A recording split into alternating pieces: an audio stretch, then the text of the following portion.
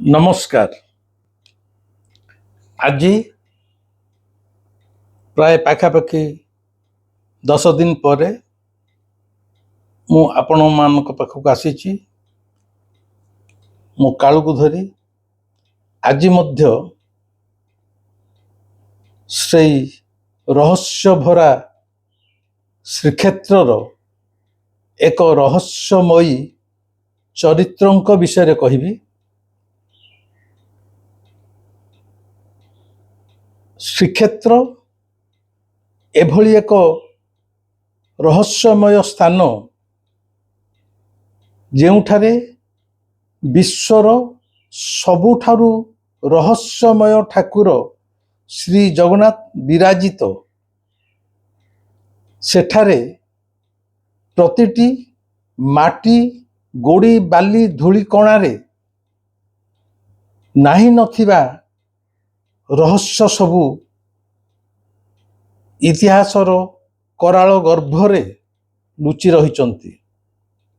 किंतु आम भितरु केते जन सेई सबू रहस्य को जानिबा को चाहुचंती। आज सेई रहस्य भरा श्रीक्षेत्रर आउ एक अध्याय को मु शून्य स्वामी विबुध रंजन आपण मानकु स्वागत करुची। एवं एई जो दीर्घ प्राय पाखापाखि 9-10 दिन मु वीडियो करि पारि नथिली बा आपण निकट को आसी पारि नथिली, सेथि पई मु दुखित। कारण सबु बेले सबु समय रे मनीष जहा चाहे ता करि पारेनी। आ विशेष करी साधनार पथरे निरवतार साधना सबुठारु महत्वपूर्ण एवं गुरुत्वपूर्ण साधना। मुझे साधनार कथा कहिया को जाऊनी, केवल आपण मानक निकटरे मोर कृतज्ञता प्रकाश करिया को चाहूची जे एई कई दिनर मोर निरवता पई मते भल पाउथिबा ओडिशार अगणित भाई भौणी माँ माने किछिटा परिमाण रे व्यतिव्यस्त होई पड़चंती, विचलित होई पड़चंती जे मोर कौन हैला, मु सुस्थ अच्छी तो। अनेक फोन रे पचारिचंती, अनेक व्हाट्सएप रे मेसेज दे पचारचंती। समस्त मन रे गोटे चिंता, मु सुस्थ अच्छी तो। बंधु, आपण मानकर भल पाइबा जेते दिन जाए मो प्रति थिबो, मु संपूर्ण सुस्थ अच्छी। जदिबा आगामी दिन रे केतबेले कोन मो जीवन को नहीं घटी जाए, माने जदि मु केतबेले संसार रु चली जाए, ताहा मध्य आपण माने तार पर मुहूर्त रे जानी पारिबे। पप्पू महाराज जणै देबे। मो पई केतबेले व्यस्त हेबेनी। मो जीवन गोटे झड़ झंझार जीवन, गोटे निआरे चालुथिबार जीवन। टिके प्रभु को रखी दउची। आजिर विषय वस्तु मु बाछिची ए रहस्य भरा श्रीक्षेत्र एक रहस्यमयी चरित्र को नहीं।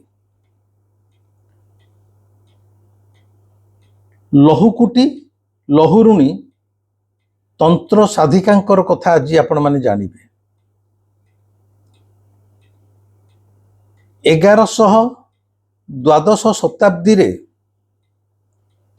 एई श्रीक्षेत्र रे बा उत्कल रे 7 जन भौणी, से प्रत्येक भौणी माने तंत्र साधिका थिले। सेमानक तंत्रर साधनार सिद्धि रे समग्र उत्कल चमत्कृत हेउथिला। एहा पूर्व वीडियो मानकरे विशेष करी एहा पूर्वरु तीनिटा वीडियो रे से जो 7 जन तंत्र साधिका भौणी सेमानक कथा मु कहिची। जो माने नुआ नुआ मो सहित जोड़ी होइचंती सेमाने हुई तो सुनी नथिबे, मु कहि दउची। सेई 7 भौणी को ना हैला नितेई धोबणी, ଜ୍ଞାନ ଦେଇ ମାଲୁଣି, ଗାଙ୍ଗି ଗୌଡ଼ୁଣୀ, ଶୁଆ ତେଲୁଣୀ, ଲହୁକୁଟି ଲହୁରୁଣୀ, ଶୁକୁଟି ଚମାରୁଣୀ, ପତ୍ର ସୌରୁଣୀ। ଏମାନେ ହେଲେ 7 ଜଣ ଭଉଣୀ। ଏବଂ ଏ 7 ଜଣ ଭଉଣୀ ସାମାଜିକ ଦୃଷ୍ଟିକୋଣରୁ ନିଚ ଜାତିରେ ଜନ୍ମ ହେଇଥିଲେ। ଯେମିତି ଧୋବଣୀ, ମାଲୁଣୀ, ତେଲୁଣୀ, କମାରୁଣୀ, ଚମାରୁଣୀ, ଏମାନେ ସମସ୍ତେ ଲୋ କାଷ୍ଟରେ ଜନ୍ମ ହେଇଥିଲେ। ଏବଂ ଏଇ 7 ଜଣ ଯାକ ଭଉଣୀ ତନ୍ତ୍ର ସାଧନାରେ ପ୍ରତ୍ୟେକ ସିଦ୍ଧି ଲାଭ କରିଥିଲେ ଏବଂ ପ୍ରତ୍ୟେକ ତାଙ୍କ ନିଜ ନିଜ କ୍ଷେତ୍ରରେ ବଳିୟାନ ହେଇଥିଲେ। ମୁଁ ଟିକେ ଖାଲି ଆପଣମାନଙ୍କୁ ମନେ ପକେଇ ଦଉଛି, ଏହା ପୂର୍ବରୁ ନିତେଇ ଧୋବଣୀ କଥା କହିଛି। ଏ 7 ଜଣ ଯାକ ଭଉଣୀ ଚୋଡ଼ଗଙ୍ଗ ଦେବଙ୍କ ସମୟରେ, ଚୋଡ଼ଗଙ୍ଗ ଦେବଙ୍କ ରାଜୁତି ସମୟରେ ଥିଲେ। ଏହା ହେଉଛି ପାଖାପାଖି 12ଶ ଶତାବ୍ଦୀର କଥା। ନିତେଇ ଧୋବଣୀ କଥା କହିଛି। କେମିତି ନିତେଇ ଧୋବଣୀ ଥିଲେ ବୈଷ୍ଣବପନ୍ଥୀ, ଜଗନ୍ନାଥଙ୍କର ଅତ୍ୟନ୍ତ ଭକ୍ତ ଏବଂ ସେ ସମୟରେ ଶ୍ରୀକ୍ଷେତ୍ରରେ ଶୈବ ଧର୍ମର ପ୍ରଚାର ପ୍ରସାର ପ୍ରବଳ ଥିଲା ଏବଂ ଜଣେ ଶୈବାଚାର୍ଯ୍ୟ ମଧ୍ୟ ନିଜକୁ ବଡ଼ ବୋଲି ଦେଖେଇ ହେଉଥିଲେ। ଏଇ ଯେଉଁ ଶୈବ ଧର୍ମାବଲମ୍ବୀ ଏବଂ ବୈଷ୍ଣବ ଧର୍ମାବଲମ୍ବୀଙ୍କ ଭିତରେ ମଝିରେ ଶ୍ରୀକ୍ଷେତ୍ରରେ କଳିତ କରାଳ ହେଉଥିଲା। ସବୁଦିନ ପାଇଁ ଏହାର ସମାଧାନ ପାଇଁ ରାଜା ଚୋଡ଼ଗଙ୍ଗ ଦେବ ଦିନେ ପ୍ରତିଯୋଗିତା କରିଛନ୍ତି ଶୈବାଚାର୍ଯ୍ୟ ଏବଂ ନିତେଇ ଧୋବଣୀ ଭିତରେ। ଦିଆଯାଇଛି ତାଙ୍କୁ ଚଷୁ ମାନେ ଆଜିକାଲି ପିଲା ବୁଝିପାରିବେନି। ଧାନରୁ ଚାଉଳ ହେଲା ବେଳେ ଯେଉଁ ଗୁଣ୍ଡ ବାହାରି ଆସେ ତାକୁ ଚଷୁ କୁହନ୍ତି। କୁହାଯାଇଛି ଚଷୁକୁ କୁଟି ସେଥିରୁ ଚାଉଳ ବାହାର କରିବା ପାଇଁ। ଆରେ ଚଷୁ ତ କୁଟା ସରିଲା ପରେ ତାକୁ ଚାଉଳ ବାହାରି ଯାଇଥାଏ, ପୁଣି ଚଷୁ ମାନେ କୁଣ୍ଡା ଯାହାକୁ ଆମେ ଗାଈକି ଖାଇବାକୁ ଦଉ, ସେଥିରେ ପୁଣି ଚାଉଳ ଆସିବ କୋଉଠୁ? ତେଣୁ ଦୁହିଁଙ୍କ ଭିତରେ ପ୍ରତିଯୋଗିତା ହେଇଛି। ଶୈବାଚାର୍ଯ୍ୟ ଚଷୁ କୁଟିଛନ୍ତି, ଅକ୍ଲାନ୍ତ ପରିଶ୍ରମ ପରେ ସେଥିରୁ ଗୋଟିଏ ହେଲେ ଚାଉଳ ବାହାର କରିପାରିନାହାନ୍ତି। ପରବର୍ତ୍ତୀ ସମୟରେ ନିତେଇ ଧୋବଣୀ କେମିତି ସେଥିରୁ ଚଷୁ କୁଟି ଚାଉଳ ବାହାର କରିଦେଇଛନ୍ତି। ଇଏ ଥିଲା ନିତେଇ ଧୋବଣୀଙ୍କ କଥା। ସମ୍ପୂର୍ଣ୍ଣ ଭାବରେ ଜାଣିବାକୁ ଗଲେ ଆପଣ ମୋର ଆର ପୂର୍ବ ଭିଡ଼ିଓ ନିତେଇ ଧୋବଣୀ ଭିଡ଼ିଓଟି ଦେଖିବେ। ଠିକ୍ ସେମିତି ଜ୍ଞାନ ଦେଇ ମାଲୁଣୀଙ୍କର ପିତା ମନ୍ଦିରରେ ଫୁଲମାଳ ବିକ୍ରି କରନ୍ତି। ପିତା ମରିଯାଇଛନ୍ତି। ଅତ୍ୟନ୍ତ କଅଁଳ ବୟସରେ, ତରୁଣୀ ଅବସ୍ଥାରେ ଜ୍ଞାନ ଦେଇ ନିଜେ ଏକା ଶ୍ରୀମନ୍ଦିରରେ ଫୁଲ ବିକ୍ରୟ କରି ଚଳନ୍ତି। କିନ୍ତୁ ସିଏ ମଧ୍ୟ ଜଣେ ତନ୍ତ୍ର ସାଧିକା ଥିଲେ। ଦିନବେଳା 3 ଜଣ ରାଜକୁମାର ବା ଭେଣ୍ଡାଙ୍କୁ ଦିନବେଳା ସେ ମେଣ୍ଢା କରି ରଖୁଥିଲେ ଏବଂ ରାତି ହେଲେ ସେମାନଙ୍କୁ ଭେଣ୍ଡା କରି ଦଉଥିଲେ।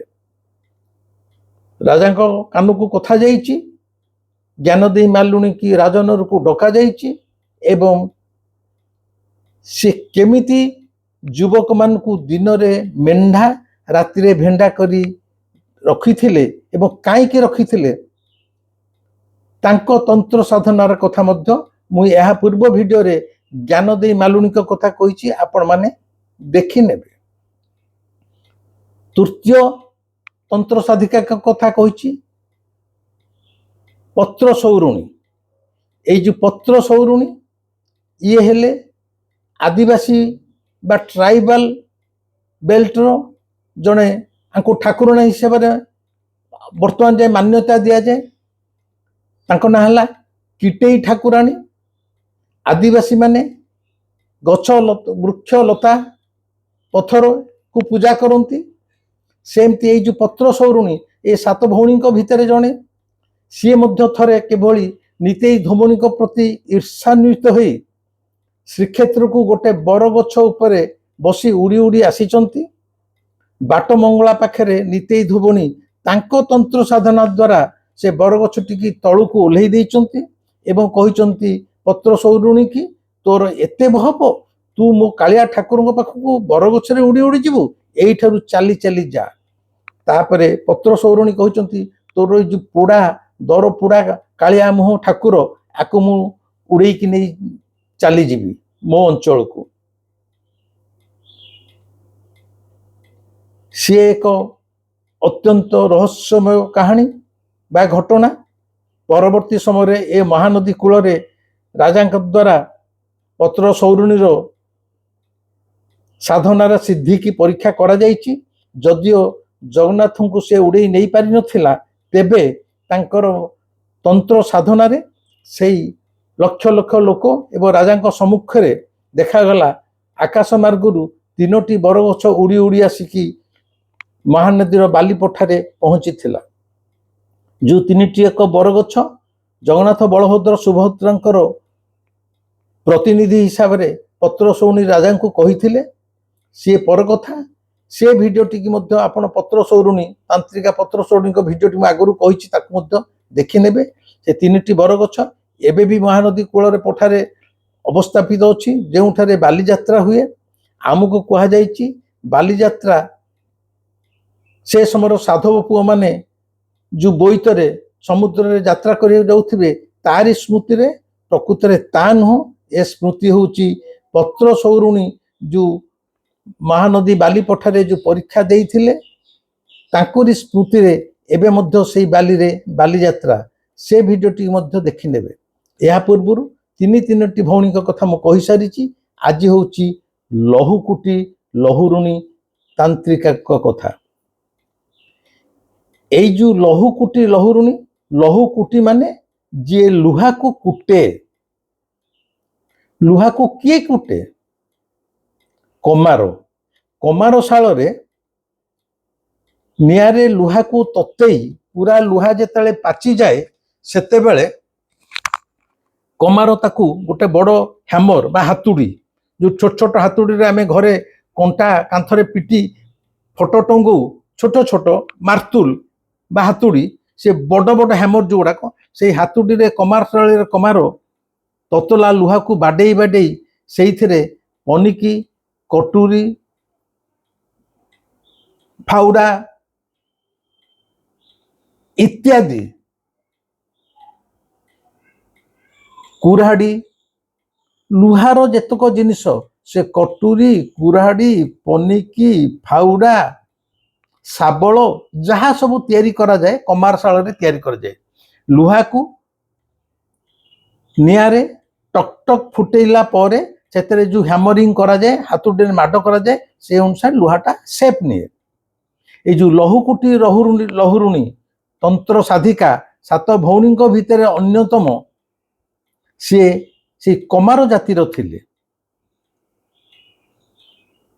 या मध्य से चोड़गंग देवंक समयर कथा, द्वादश शताब्दीर कथा। महान साधिका राजा चोड़गंग देव आजी से तंत्र साधिका लहुकुटी लहुरुणी समयर दी तीनिटा उदाहरण मु देवी। से समय जो घटना घटी जाइथिला आपण मानकु सुनिले लागिबो ये जेमते आईमा गप। ये केही आईमा गप नुहे रे भाई। एई श्रीक्षेत्र माटी रे एई केही 100 वर्ष तले पाखापाखी 900,000 वर्ष तले एइठारे ए घटना सबू एई माटी रे घटी जाइची। किंतु जेतले समयर व्यवधान अति व्यापक हो जाए ठीक सेतिकी बेले मनीष अनेक घटना को संदेह दृष्टि देखे, भावे सतरे कौन ये घटना घटी थिला ना एगुड़ा कहानी। कारण समयर व्यवधान रे इतिहासटा किंबदंती रे परिणत हो जाए, कथा उपकथारे परिणत हो जाए, लोककथारे परिणत हो जाए। किंतु ए सब गुड़िक एई श्रीक्षेत्र माटी रे घटी थिला। गोटाए थर राजा चोड़गंग देव को समयर कथा। प्राय मरुड़ी पड़ी, फसल भल होई नहीं, खाद्यर अभाव देखा देइछि। ठीक यही समय रे राजा गोटे युद्ध को बाहरिबे। लक्ष लक्ष सैन्य सामंत, खाइबा पई भंडार घर रे खाद्य नहीं। राजा चोड़गंग देव लहुकुटी लहुरुणी तंत्र साधिकांकर साहाय्य प्रार्थना करिथिले। गोटे छोटिया ମାଟିର ପାତ୍ରରେ ଅଳ୍ପ କିଛି ଅନ୍ନ ରନ୍ଧା ହେଇଥାଏ, ଛୋଟିଆ ଛୋଟିଆ ମାଟି ପାତ୍ରଟେ। ଲହୁକୁଟି ରହୁଣୀ କି ରାଜା ଡାକି କହୁଛନ୍ତି, ଏତେ ଏତେ ସୈନ୍ୟ ସମତ ଖାଇବେ କ'ଣ? ମୋ ପାଖରେ ଖାଦ୍ୟ ଦେବା ପାଇଁ କିଛି ନାହିଁ। ଲହୁକୁଟି ଲହୁରୁଣୀ କହୁଛନ୍ତି, ଆପଣ ଆପଣଙ୍କ ହାତରେ ସେଇ ଅନ୍ନର ପାତ୍ରଟା ମତେ ଦେଇ ଦିଅନ୍ତୁ। ରାଜା ଅନ୍ନର ପାତ୍ରଟା ଲହୁକୁଟି ଲହୁରୁଣୀକି ଯେତେବେଳେ ଧରେଇ ଦେଇଛନ୍ତି, ଲହୁକୁଟି ଲହୁରୁଣୀ ସେ ପାତ୍ରରେ ଏଇ ଯୋଉ ତନ୍ତ୍ର ସାଧିକା ସେ ଯାହା କିଛି କରନ୍ତି, ଗୋଟେ ଲୁହାର ବାଡ଼ିରେ ସିଏ ଏକ ଲୁହାର ବାଡ଼ିକି ମନ୍ତୁରେଇ ସେଇ ଅନ୍ନ ପାତ୍ରକୁ ଠୁକ୍ ଠୁକ୍ କିନି ବାଡ଼େଇ ଦେଇଛନ୍ତି। କହିଛନ୍ତି, ରାଜା ଏଇଥିରୁ ସମସ୍ତଙ୍କୁ ଖାଦ୍ୟ ଦିଆଯାଉ। ଦେଖାଗଲା ଏଡ଼େ ଏକେ ଛୋଟିଆ ପାତ୍ର, କିନ୍ତୁ ସେଥିରେ ତାଙ୍କର ଲକ୍ଷ ଲକ୍ଷ ସୈନ୍ୟ ସାମନ୍ତ ସମସ୍ତେ ଖାଇକି ପେଟ ପୁରିଲା ପଛେ ସେଇ ଛୋଟିଆ ପାତ୍ରରୁ ଖାଦ୍ୟ ସରୁ ନଥିଲା। ଏଇ ଥିଲା ଲହୁକୁଟି ଲହୁରୁଣୀ ତନ୍ତ୍ର ସାଧିକାଙ୍କର ଚମତ୍କାରିତା।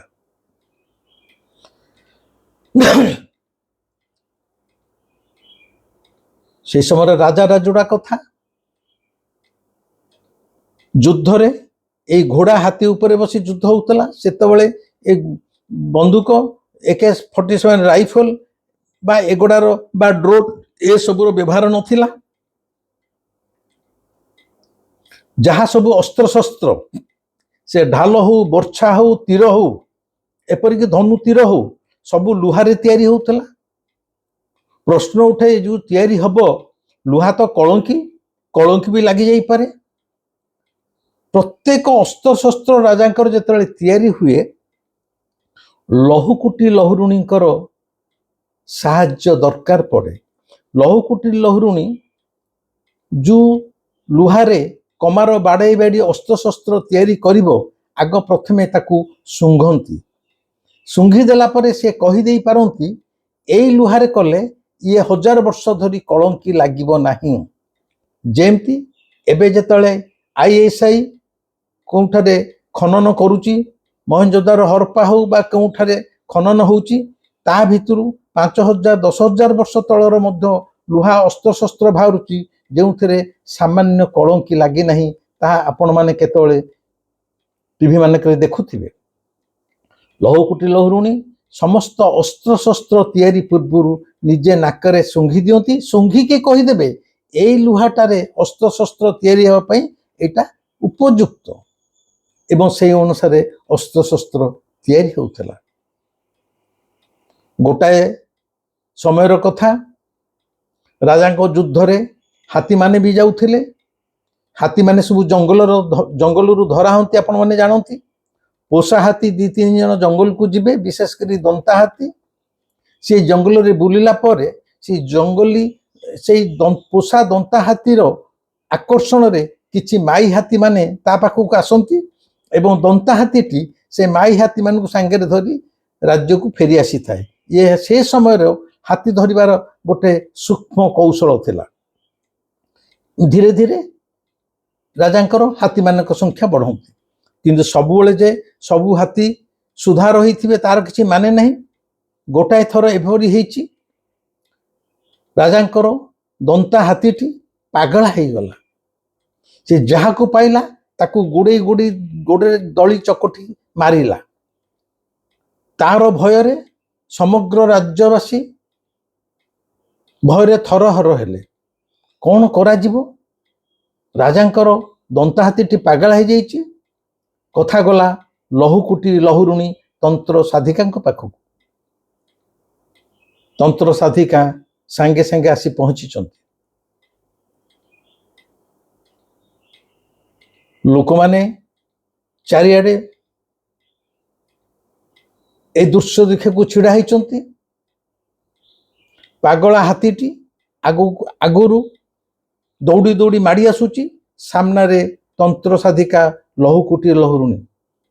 ସମସ୍ତେ ଭାବୁଛନ୍ତି, ଆଜି ବିଚରା ଏଇ ନାରୀଟିର ହାତୀର ପାଦ ତଳେ ଦଳିକି ଆର ମୃତ୍ୟୁ ଅବଶ୍ୟ ହବ। ରାଜା ମଧ୍ୟ ଆଶ୍ଚର୍ଯ୍ୟ ହେଇ ଚାହିଁଛନ୍ତି। ଲହୁକୁଟି ଲହୁରୁଣୀ ସାମାନ୍ୟ ଭୟ ନ ପାଇ ତାଙ୍କର ଲୁହାର ସେ ଯୋଉ ହାତୁଡ଼ିଟିକି ଦୁମ୍ ଦୁମ୍ କିନି ସେ 2-3 ଥର ମାଟିରେ ବାଡ଼େଇ ଦେଇଛନ୍ତି।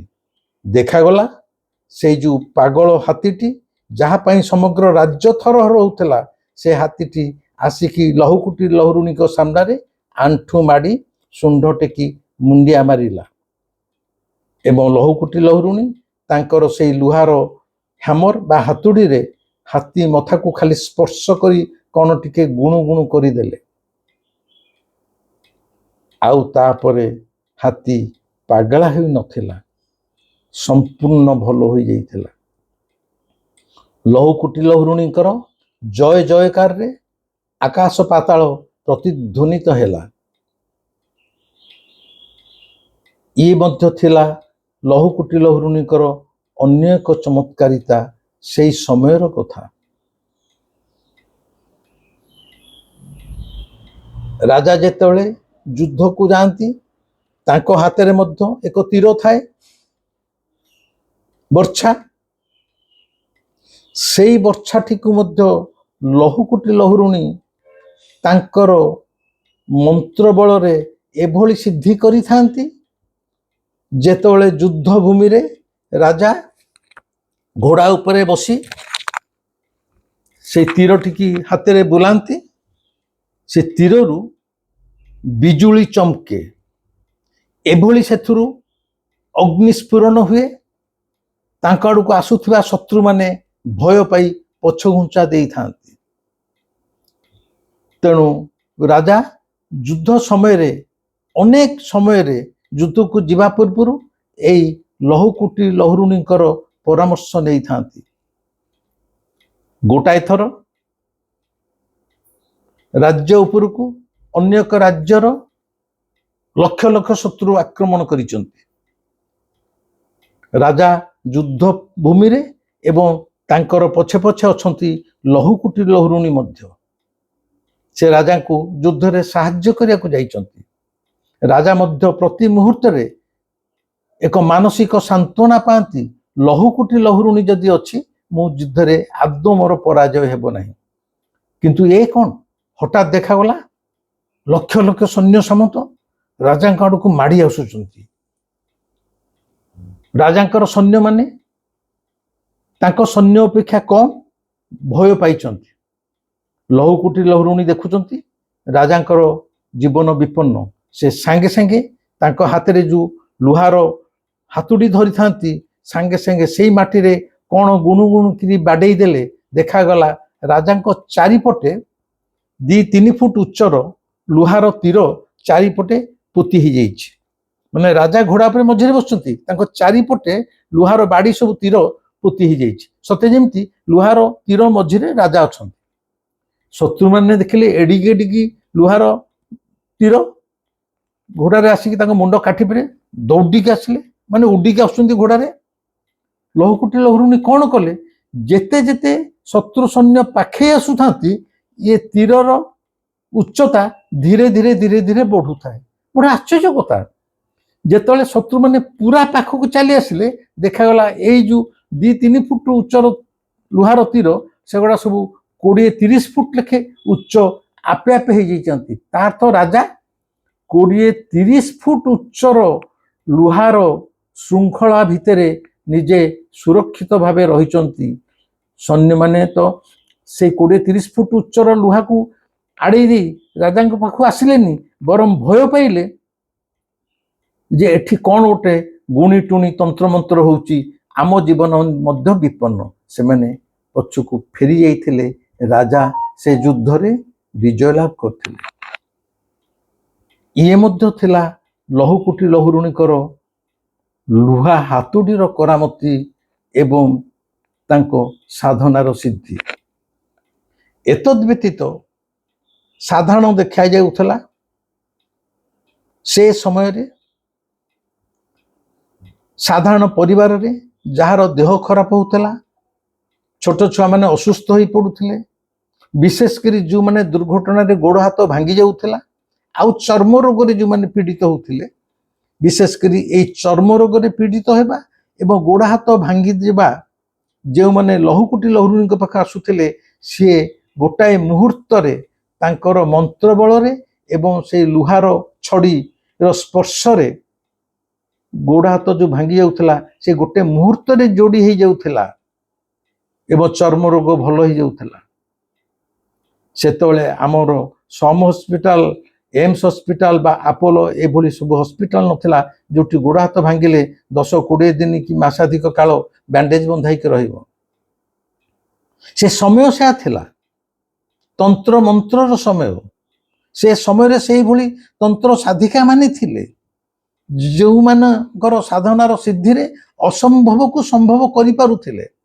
ଆପଣମାନଙ୍କୁ ମୋର ଏ କଥା ଗୁଡ଼ାକ ଆଇମା କାହାଣୀ ଭଳିଆ ଲାଗିପାରୁଥାଏ, କିନ୍ତୁ ଶ୍ରୀକ୍ଷେତ୍ରର ଇତିହାସକୁ ଯେତେ ଯେତେ ଗଭୀରତମ ଭାବରେ ଆପଣ ଜାଣିବାକୁ ଚାହିଁବେ, ପଢ଼ିବାକୁ ଚାହିଁବେ, ଆପଣ ଦେଖିବେ এইଭଳି ଅନେକ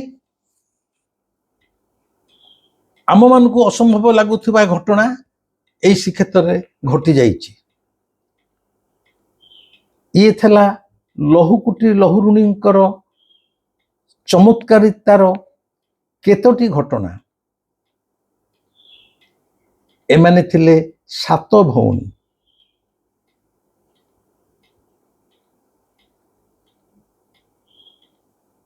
ଆପଣମାନେ ଜାଣିଲେ ଖୁସି ହେବେ। এই ଯେଉଁ 7 ଭଉଣୀ ତନ୍ତ୍ର ସାଧିକା, ଏମାନଙ୍କର ସ୍ମୃତି ଯାଜପୁର ଠାରେ ଅଛି ଏବଂ ଶ୍ରୀକ୍ଷେତ୍ର ପୁରୀରେ ମଧ୍ୟ ଅଛି। ଆପଣମାନେ ଯଦି ଯାଜପୁର ଯିବେ ବା ପୁରୀ ଆସିବେ ଅବଶ୍ୟ ଦେଖିପାରିବେ। এই ଯେଉଁ 7 ଭଉଣୀ ଏମାନେ ସପ୍ତ ମାତୃକା ଭାବରେ ପୁରୀ ଶ୍ରୀକ୍ଷେତ୍ରରେ ଚୁଡ଼ଙ୍ଗ ସାହିରେ ଆଉ ବିଶେଷ କରି ମାର୍କଣ୍ଡ ପୋଖରୀ, ମାର୍କଣ୍ଡେଶ୍ୱର ସାହିରେ ଯେଉଁ ମାର୍କଣ୍ଡ ପୋଖରୀ ଅଛି ଆମ ପୁରୀରେ, ସେଠାରେ ଏମାନଙ୍କର ପ୍ରସ୍ତର ମୂର୍ତ୍ତି ଏବେ ମଧ୍ୟ ସପ୍ତ ମାତୃକା ଭାବରେ ପୂଜା ପାଉଛନ୍ତି। ଯାଜପୁରରେ ଶ୍ରୀ ଚୈତନ୍ୟ ଯେଉଁ ବ୍ରାହ୍ମଣୀ ନଦୀର ଅଶ୍ୱମେଧ ଘାଟଠାରେ ସ୍ନାନ କରିଥିଲେ ଆଜିକି 500 ବର୍ଷ ତଳେ, ସେଇ ଯାଜପୁର ଟାଉନର ବୈତରଣୀ ନଦୀ କୂଳର ଅଶ୍ୱମେଧ ଘାଟଠାରେ ଯେଉଁଠାରେ ଚୈତନ୍ୟ ସ୍ନାନ କରିଥିଲେ ସେଠାରେ ମଧ୍ୟ ଏକ ସପ୍ତ ମାତୃକା ମନ୍ଦିର ଅଛି। ମୁଁ ବ୍ୟକ୍ତିଗତ ଭାବରେ ସେ ଯାଜପୁରର ସେ ସପ୍ତ ମାତୃକା ମନ୍ଦିର ଯାଇଛି, ପ୍ରସ୍ତର ମୂର୍ତ୍ତିଙ୍କୁ ମଥାନତ କରି ମୁଣ୍ଡିଆ ମାରିଛି। ଆପଣମାନେ ଚାହିଁଲେ ଯାଜପୁରରେ ଯାଇ এই ସପ୍ତ ମାତୃକା ବା এই 7 ତନ୍ତ୍ର ସାଧିକା ଭଉଣୀଙ୍କର ପ୍ରସ୍ତର ମୂର୍ତ୍ତି ଦେଖିପାରିବେ। ପୁରୀରେ ମଧ୍ୟ ଚୁଡ଼ଙ୍ଗ ସାହିରେ ମାର୍କଣ୍ଡ ପୋଖରୀ ପାଖରେ ଥିବା ପ୍ରସ୍ତର ମୂର୍ତ୍ତି ମଧ୍ୟ ଦେଖିପାରିବେ। ମୋର ଜଣେ ବନ୍ଧୁ ବଲାଙ୍ଗୀରର, ସିଏ କୁହନ୍ତି ଯେ ସାର୍ এই ଯେଉଁ 7 ଜଣ ତନ୍ତ୍ର ସାଧିକା ଥିଲେ ସେମାନେ ବଲାଙ୍ଗୀରର। ମୁଁ ସେ ବିତର୍କକୁ ଯାଉନାହିଁ, ସେ ବଲାଙ୍ଗୀର ହୁଅନ୍ତୁ ବା ଶ୍ରୀକ୍ଷେତ୍ର ହୁଅନ୍ତୁ, ଗୋଟିଏ କଥା, ସେ ସମୟରେ ଏ 7 ଭଉଣୀ ମାନେ ବିଶିଷ୍ଟ ତନ୍ତ୍ର ସାଧିକା ହିସାବରେ ମାନ୍ୟତା ପାଇଥିଲେ। ବର୍ତ୍ତମାନ ପ୍ରଶ୍ନ ହେଲା, এই ଯେଉଁ 7 ଭଉଣୀ ଯେଉଁମାନଙ୍କୁ ଆମେ ସପ୍ତ ମାତୃକା ହିସାବରେ ପୂଜା କରୁଛେ, ଯଦି ସେମାନଙ୍କର ଅବସ୍ଥିତି 1000 ବର୍ଷ ତଳେ ରାଜା ଚୋଡ଼ଗଙ୍ଗ ଦେବଙ୍କ ସମୟରେ, ସେତେବେଳେ ପ୍ରାୟ ଭୌମଙ୍କର ବଂଶର ରାଜାମାନେ ରାଜୁତି କରୁଥିଲେ। ଯଦି ଏହାର ଅବସ୍ଥିତି ଆଦୌ ନଥାନ୍ତା ତାହେଲେ ଆଜି 1000 ବର୍ଷ ପରେ ଆମେ ସେମାନଙ୍କ ବିଷୟରେ ଆଲୋଚନା କରୁନଥାନ୍ତେ। ରହସ୍ୟ ଭରା ଶ୍ରୀକ୍ଷେତ୍ରରେ ଏମିତି ଅନେକ ରହସ୍ୟ ଲୁଚି ରହିଛି। ଆପଣ ଯଦି ଥରେ ତା ଭିତରେ ପଶିବେ ପାଗଳା ହେଇଯିବେ। କିନ୍ତୁ ଖୁବ୍ ଖୁସି ଲାଗିବ ଯେ ଆମର ଅତୀତର ବଂଶଧର ଏବଂ ସେ ସମୟରେ କି ପ୍ରକାର ପ୍ରଚଣ୍ଡ ସାଧକ ସାଧିକା ମାନେ এই ଶ୍ରୀକ୍ଷେତ୍ର ମାଟିରେ ଚଳପ୍ରଚଳ କରୁଥିଲେ। ଆମେମାନେ ସେତିକି ଭାଗ୍ୟବାନ, ଅତି କମରେ ଶ୍ରୀକ୍ଷେତ୍ର ମାଟିରେ ଆମେ ପାଦ ଦେଇପାରୁଛେ। ମୁଁ ତ କହିବି, ଯେତେବେଳେ ବି ଆପଣ ଶ୍ରୀକ୍ଷେତ୍ର ଆସୁଛନ୍ତି ଶ୍ରୀ ଜଗନ୍ନାଥଙ୍କୁ ଦେଖିବେ, ସମୁଦ୍ର କୂଳ ତ ଯିବେ, କିନ୍ତୁ ସେଇ ବଡ଼ ଦାଣ୍ଡରେ ପୁରା ଲମ୍ବ ହେଇକି ଶୋଇକି ଥରେ ସେ ମାଟିକୁ ମୁଣ୍ଡିଆ ମାରିବେ। କାରଣ ଏଇ ମାଟିରେ ଏଇ ଧୂଳିକଣା ଉପରେ 7 ଭଉଣୀ ତନ୍ତ୍ର ସାଧିକା ମାନେ ଯାତାୟାତ କରିଛନ୍ତି, ଶ୍ରୀ ଚୈତନ୍ୟ ମହାପ୍ରଭୁ ବି ଯାତାୟାତ କରିଛନ୍ତି। ଏମିତି ଅଗଣିତ ସାଧୁ ସନ୍ଥ ମାନଙ୍କର ପାଦ ଧୂଳିରେ ଆଜି ଶ୍ରୀକ୍ଷେତ୍ର ମହିମା ମଣ୍ଡିତ ହୋଇଛି। ଶ୍ରୀକ୍ଷେତ୍ର ବିଷୟରେ ଯଦି ଆପଣମାନେ ବେଶୀ କିଛି ଜାଣିବାକୁ ଚାହୁଁଛନ୍ତି, ମୋର ଗୋଟେ ବହି ଅଛି, ସମୟ ସ୍ରୋତରେ ଶ୍ରୀକ୍ଷେତ୍ର। এইଟାକୁ କିଣିକି ପଢ଼ିପାରିବେ। ଯେଉଁମାନଙ୍କର ଏଇ ସମୟ ସ୍ରୋତରେ ଶ୍ରୀକ୍ଷେତ୍ର ବହି ପଢ଼ିବାର ଇଚ୍ଛା ବା ମୋର ଅନ୍ୟାନ୍ୟ ବହି ପଢ଼ିବାକୁ ଇଚ୍ଛା, ଆପଣମାନେ ପପୁ ମହାରାଜଙ୍କୁ କଣ୍ଟାକ୍ଟ ଯୋଗାଯୋଗ କରିପାରିବେ। ତାଙ୍କର ନମ୍ବର ହେଲା 9853431018 9853431018। ଯଦି ଯେଉଁମାନେ ଚାହିଁବେ, କାହାକୁ ବାଧ୍ୟ ନୁହେଁ। ଏବଂ ଏଇଠାରେ ଆଉ ଗୋଟେ କଥା ମନେ ପକାଇ ଦେଉଛି, ଆମର ମୋର ବୋଲି କହୁନି, ମାର୍କ କରନ୍ତୁ, ଆମର ଶୂନ୍ୟସ୍ୱାମୀ ଧ୍ୟାନପୀଠ ଆଶ୍ରମ ଦ୍ୱିତୀୟ ଏବଂ ଶେଷ ପର୍ଯ୍ୟାୟ କାର୍ଯ୍ୟକ୍ରମ ଆରମ୍ଭ ହୋଇଯାଇଛି। ଏହା ଭିତରେ ଜଗନ୍ନାଥଙ୍କର ମନ୍ଦିର କାମ ଆଗେଇ ଚାଲିଛି, ଠାକୁରଙ୍କର ନିମ କାଠରେ ମୂର୍ତ୍ତି ମଧ୍ୟ ତିଆରି ଚାଲିଛି ଏବଂ ଉପରେ ଧ୍ୟାନ ମନ୍ଦିର ମଧ୍ୟ ତିଆରି ଚାଲିଛି। କହିବାରେ ଆଦୌ ଦ୍ୱିଧା ନାହିଁ। ଆପଣମାନଙ୍କର ଆଜି ପର୍ଯ୍ୟନ୍ତ ଯେଉଁ ଆର୍ଥିକ ସାହାଯ୍ୟ ସହାନୁଭୂତି ଦେଇଛନ୍ତି, ତାରି ଉପରେ ଭରସା କରି କାଳୁର ଏ ମନ୍ଦିର ତିଆରି ଚାଲିଛି, ଏ ଆଶ୍ରମ ତିଆରି ଚାଲିଛି। ଯେଉଁମାନେ ଏ କାର୍ଯ୍ୟ ଶେଷ ପର୍ଯ୍ୟନ୍ତ ଆର୍ଥିକ ସାହାଯ୍ୟ ଦେବାକୁ ଚାହାନ୍ତି, ସେମାନେ ତାଙ୍କର ଅର୍ଥରାଶି ପପୁ ମହାରାଜଙ୍କ ପାଖକୁ ପଠାଇ ଦେବେ। ଯେଉଁମାନଙ୍କର ସାମର୍ଥ୍ୟ ନାହିଁ, ସେମାନେ ସାହାଯ୍ୟ ନ କଲେ ମଧ୍ୟ କିଛି ନାହିଁ। ଯେଉଁମାନେ ଅର୍ଥରାଶିର ସାହାଯ୍ୟ କରୁଛନ୍ତି ଆଶ୍ରମ ପାଇଁ, ଶ୍ରୀ ଜଗନ୍ନାଥ ନିଶ୍ଚୟ ଖୁସି ହେବେ, ତାଙ୍କର ଆଶୀର୍ବାଦ ଆପଣ ପାଇବେ। ଯେଉଁମାନେ ସାହାଯ୍ୟ ନ କରିପାରୁଛନ୍ତି, ସେଥିପାଇଁ ମୁଁ ଆଦୌ ଭୁଲ ବୁଝୁନାହିଁ କି ଦୁଃଖ କରୁନାହିଁ। କିନ୍ତୁ ଏ ପ୍ରତିଶ୍ରୁତି ଦେଉଛି, ଆଶ୍ରମ ସରିଗଲା ପରେ ଯିଏ ସାହାଯ୍ୟ କରିଥାନ୍ତୁ ବା ନ କରିଥାନ୍ତୁ, ପ୍ରତ୍ୟେକ ସେ ଆଶ୍ରମକୁ ଆସିପାରିବେ, ମୋ ସହିତ କିଛି ସମୟ ଅତିବାହିତ କରିପାରିବେ। ସମସ୍ତଙ୍କୁ ସେଠି ଆଲାଉ, ମୋ ସହିତ କିଛି ସମୟ ଅତିବାହିତ କରିବା ପାଇଁ। ଆଉ ଅଧିକା କିଛି କହୁନାହିଁ। ଶେଷକୁ ଗୋଟେ ଛୋଟିଆ କଥାଟେ କହୁଛି। ଯେହେତୁ ଆମେ ସାଧାରଣ ମଣିଷ, ରକ୍ତ ମାଂସର ଶରୀର, ଦୁଃଖ କଷ୍ଟ ଜ୍ୱାଳା ଯନ୍ତ୍ରଣା ଆସୁଛି, ସେହି ସକାଶେ ଆପଣମାନଙ୍କୁ ଗୋଟେ ଛୋଟିଆ କଥାଟେ କହୁଛି। ଏଇ ଆମ ସମାଜରେ ଯାହା ସବୁ ଘଟଣା ଘଟିଯାଏ, ସବୁ ଘଟଣା ସତ ନୁହେଁ। ଅନେକ ସମୟରେ ମିଛକୁ